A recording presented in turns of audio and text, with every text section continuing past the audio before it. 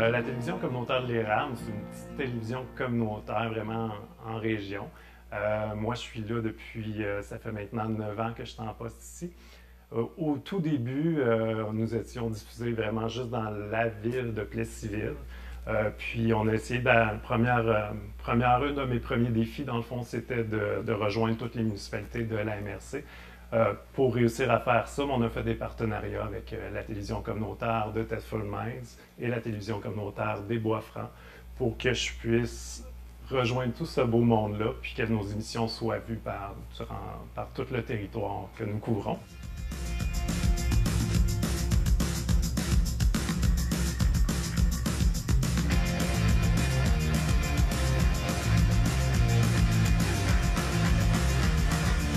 Bonjour, bienvenue à l'émission Un peu, beaucoup, passionnément. Aujourd'hui en studio, on reçoit Rémi Gagnon, qui est professeur de philosophie. Je ne sais pas si tu l'es encore, professeur de philosophie et amateur de vin. Oui. Oui? Oui. Donc, ok, super. Bonjour. Bonjour, ça va bien? Oui, ça va très bien aussi. Puis c'est sûr qu'ici, à la télévision communautaire, on avait beaucoup de défis à relever. Quand je suis rentré en poste, c'était comme assez difficile parce qu'il n'y avait pas de personnel, j'étais pas mal toute seule, il y avait seulement le directeur général. Donc ça a été, je te dirais, les 4 premières années, c'était juste de mettre un petit peu, comme on dit, les pieds dans les souliers pour réussir à faire la mission première de diffuser 4 heures d'émission par semaine, semaine après semaine.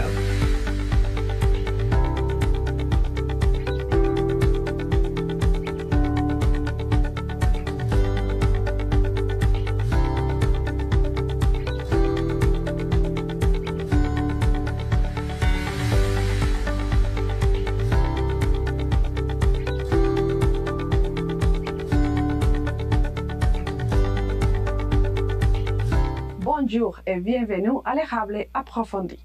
Aujourd'hui, nous vous présentons deux sujets, la Grande Marche du Grand Défi Pierre Lavoie et l'Assemblée Générale Annuelle de l'Union des Producteurs Agricoles du Centre du Québec.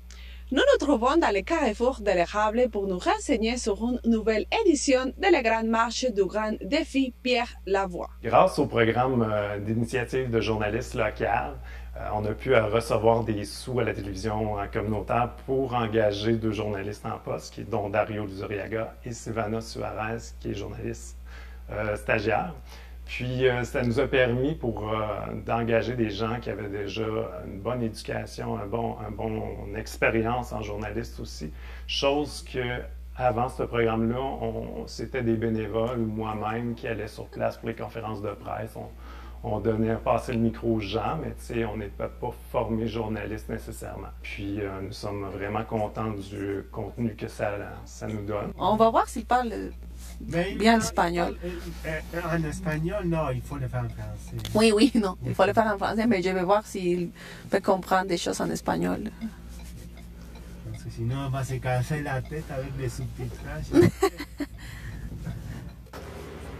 Comment s'appelle la tabagerie?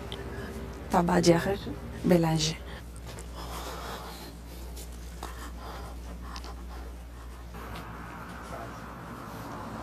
C'est ici?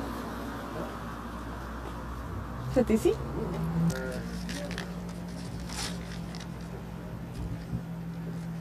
Tabagie Bélanger à Plessisville, au centre-ville de Plessisville.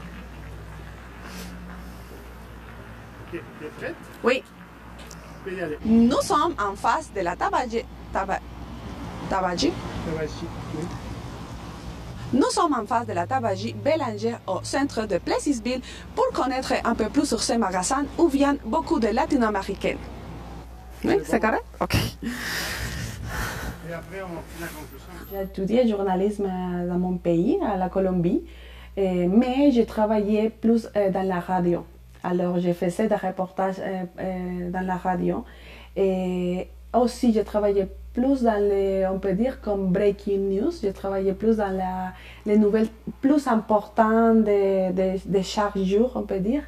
Mais ici, bon, l'expérience a changé beaucoup.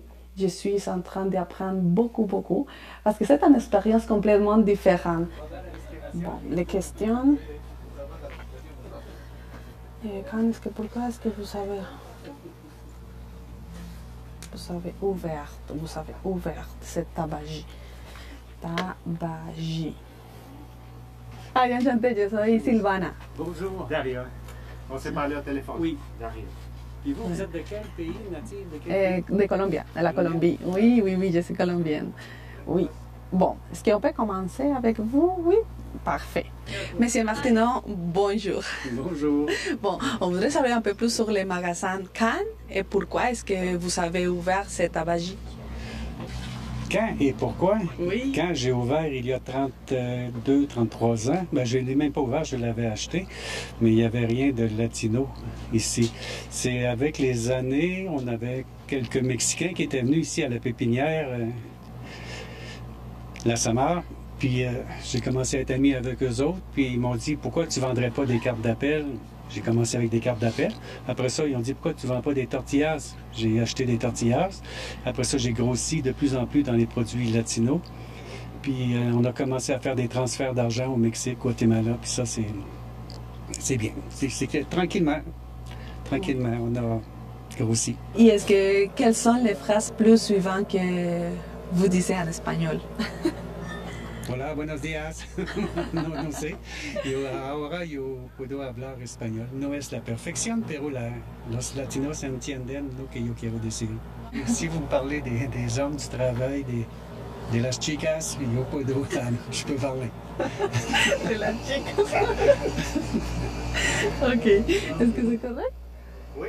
Alors, j'ai commencé à apprendre avec l'expérience, le jour à jour. Mais bon, maintenant, je pense que j'ai amélioré un peu. Ben oui, vous parlez très bien. Oui, c'est super. Mais bon, vous allez me voir ici un peu plus suivant parce que je commence à faire comme des émissions en espagnol pour la télévision communautaire. Alors, je voudrais comme connaître des latino-américains. Bon, oui, j'ai fait une interview déjà de M. De José. J'ai fait une entrevue avec lui. Alors, bon, je commence à connaître la communauté latino-américaine d'ici de Plessisville.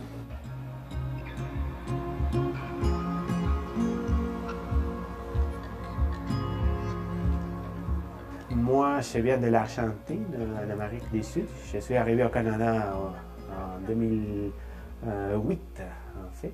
Et j'avais déjà fait ma formation avec un bac en production et réalisation de télévision et radio.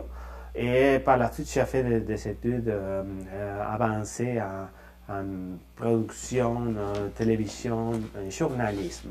Il faut être polyvalent ici. Hein? Moi, j'aime beaucoup la production, tout ça, journalisme, etc., mais aussi la partie technique.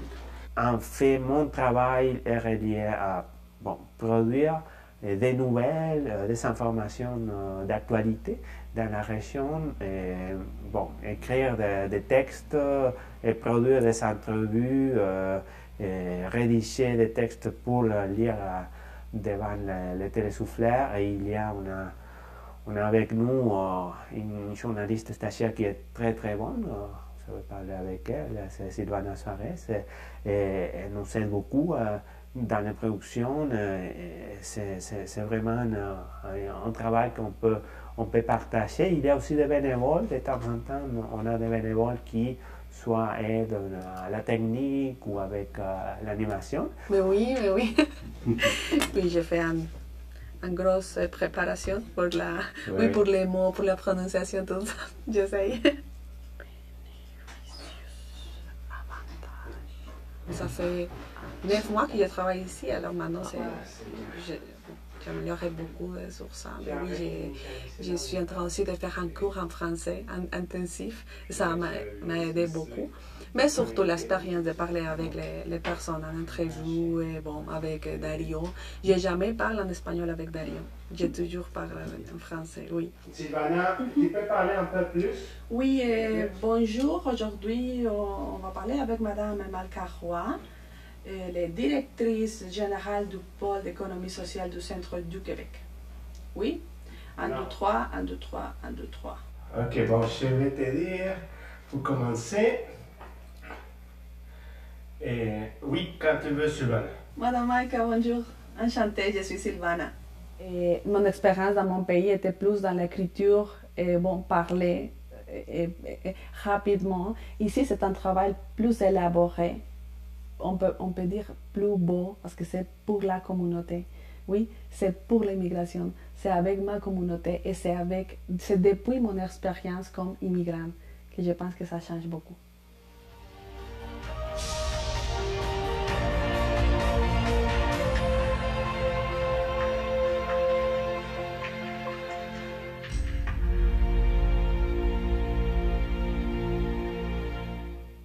Bonjour et bienvenue à notre émission de Hétérogène.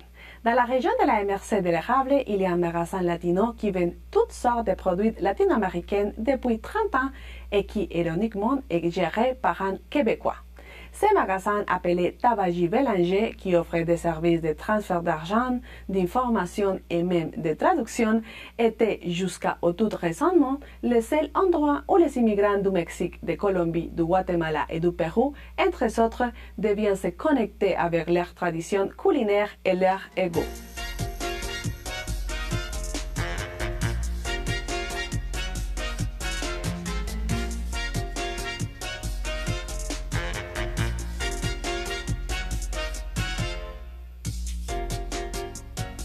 On voudrait savoir un peu plus sur les magasins Cannes et pourquoi est-ce que vous avez ouvert cette tabagie? Pour les prochaines années, nous, notre objectif, c'est de garder nos ressources humaines, tout simplement. C'est difficile financièrement, on est sous-financé, mais quand on trouve du bon staff, qui donne un bon résultat, mais là, c'est de faire engager un petit peu tout le territoire pour qui injecte des fonds, des sous pour qu'on réussisse finalement à garder ces qualités de personnel-là. Parce que c'est ça l'enjeu ici, c'est de garder les ressources humaines présentes là, quand ils sont de qualité. En fait, moi, je suis passionnée de la photo. Puis en venant ici, je veux faire une formation de 6 mois en montage vidéo, en multimédia dans le fond. J'ai commencé à faire mes stages jeudi avec Francis. Fait que là, je vais pouvoir commencer ma formation de 6 mois d'ici le 3 décembre. J'aimerais que ça puisse m'apporter aussi à exercer dans la photographie. Fait que pour vrai, je trouve ça vraiment le fun, surtout à Plessisville, d'avoir ça, c'est génial. Ça m'ouvre une porte.